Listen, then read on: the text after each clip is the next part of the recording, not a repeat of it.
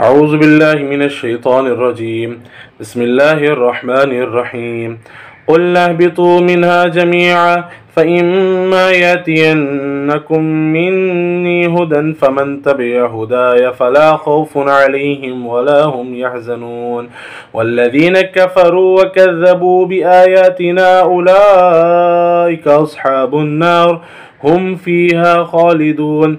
يا بني إسرائيل اذكروا نعمتي التي أنعمت عليكم وأوفوا بعهدي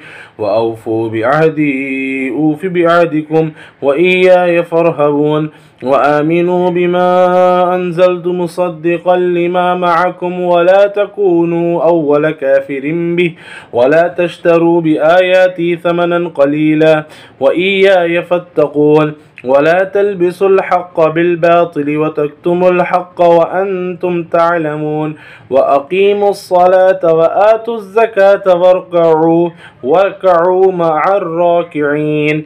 أتأمرون الناس بالبر وتنسون أنفسكم وأنتم تتلون الكتاب أفلا تعقلون واستعينوا بالصبر والصلاة وإنها لكبيرة إلا على الخاشعين الذين يظنون أنهم ملاقو ربهم وأنهم إليه راجعون.